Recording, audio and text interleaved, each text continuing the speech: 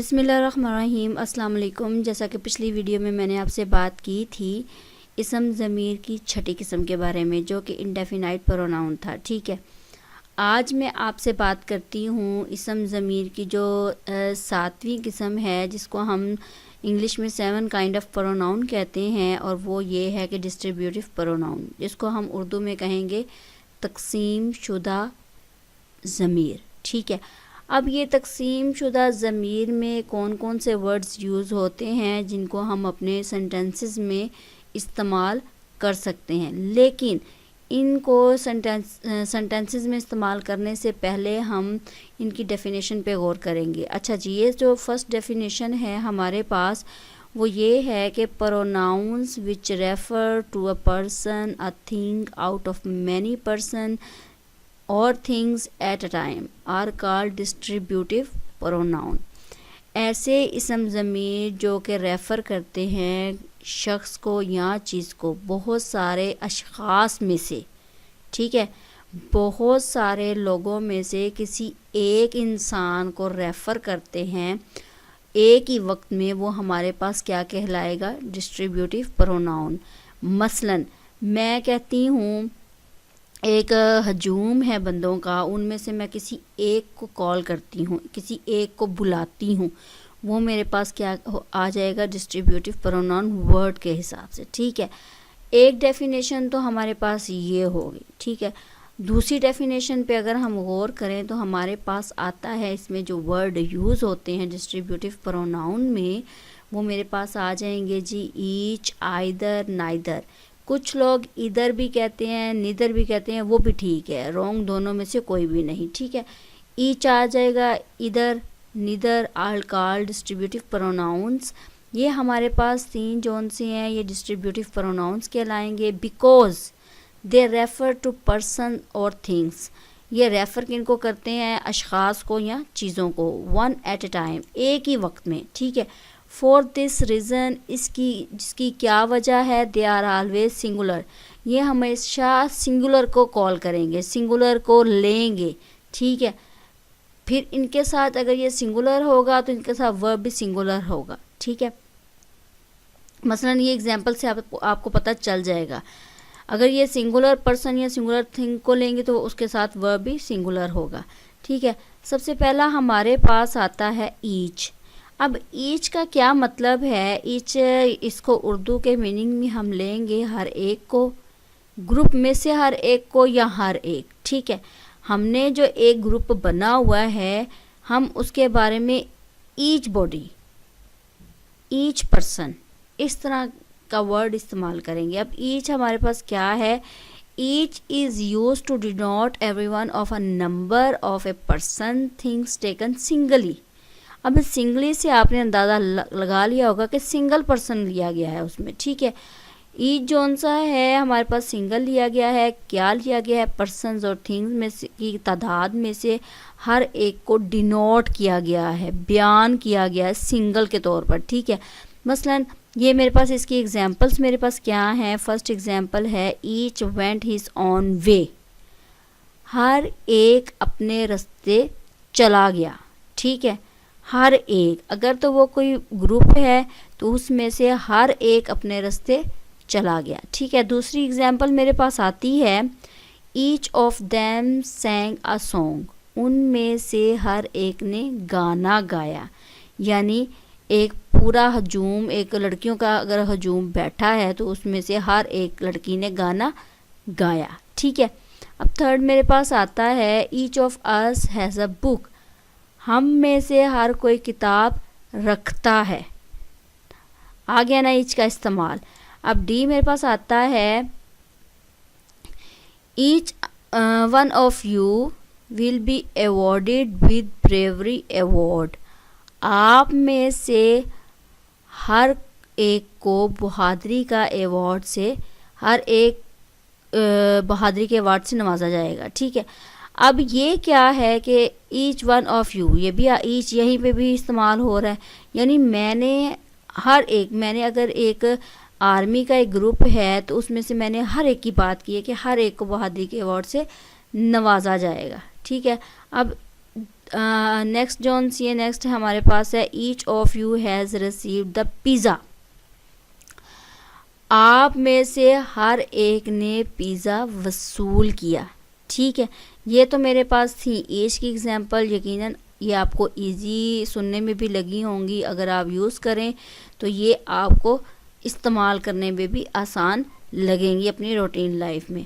आगे आते हैं जी, हमारे पास इधर का वर्ड आता है। अब इधर हमारे पास इसके अगर उर्दू मीनिंग देखा जाए तो हमारे पास या तो ये है या वो। मसलन दो बंदे हैं, या ये बंदा कर सकता है वो काम या वो बंदा कर सकता है, हमने किसी एक को चुनना है। ठीक है, दोनों में से कोई एक। इधर मीन्स द वन और द अदर टू। इधर का मतलब है या तो पहला या तो दूसरा। अब एग्जाम्पल्स इसकी क्या हैं, हमारे पास एग्जाम्पल्स आती हैं इधर सना और आई मस्ट गो। या तो सना को या मुझे जाना चाहिए, यानी या तो मैं जा सकती हूँ या सना जा सकती है। ठीक है, अब नेक्स्ट एग्जाम्पल मेरे पास है इधर of you can help me in this matter. तुम दोनों में से कोई एक मेरी इस मसले में मदद कर सकता है। इधर ऑफ यू तुम दोनों में से कोई, कैन हेल्प कर सकता है, मी मेरी, इन दिस मैटर इस मसले में। ठीक है, ये था हमारे पास नेक्स्ट एग्जाम्पल। अब जो थर्ड एग्जाम्पल है वो मेरे पास है इधर ऑफ यू में आंसर माई क्वेश्चन। तुम दोनों में से कोई, इधर ऑफ यू तुम दोनों में से कोई एक में आंसर दे सकता है माई क्वेश्चन मेरे सवाल का, यानी तुम दोनों में से कोई एक मेरे सवाल का जवाब दे सकता है। ये तो हो गया जी इधर का इस्तेमाल। अब आपको ये समझ आ गई होगी कि ईच कहाँ पे इस्तेमाल करते हैं, इधर का इस्तेमाल कहाँ पे करते हैं और निधर का। इधर और निधर के बारे में मैं थोड़ी सी डिटेल एक वीडियो और बनाऊंगी, यकीनन आपको इसका और ज़्यादा सही तरीके से पता चल जाएगा। अच्छा जी, अब मेरे पास आता है निधर का इस्तेमाल, यूज़ ऑफ निधर। अब निधर का अगर उर्दू में मीनिंग देखा जाए तो मेरे पास आता है निधर ना ये ना वो, यानी ना तो मैं कर सकती हूँ ना वो कर सकती है। दोनों में से हम दोनों में से कोई भी नहीं, यानी चुनना हम दोनों में से किसी को भी नहीं। निधर जोन से है वो नोर के मीनिंग में आता है, नोट के मीनिंग में आता है, और इधर जोन से है वो किसी एक को लेने के मीनिंग में आता है। अच्छा जी, ये मेरे पास आता है neither means not the one or not the other of two, the negative of either. मसलन निधर का मतलब है ना तो ये ना तो वो, दोनों में से कोई भी नहीं। तो ये किसका मुखालिफ होगा, इधर का। किसका अगेंस्ट होगा, इधर का, यानी इधर का उल्ट होगा। अब अगर इसकी एग्जांपल्स देखी जाएं तो हमारे पास इसकी एग्जांपल, फर्स्ट एग्जांपल आती है neither of them looks happy। इनमें से कोई भी खुश दिखाई नहीं देता।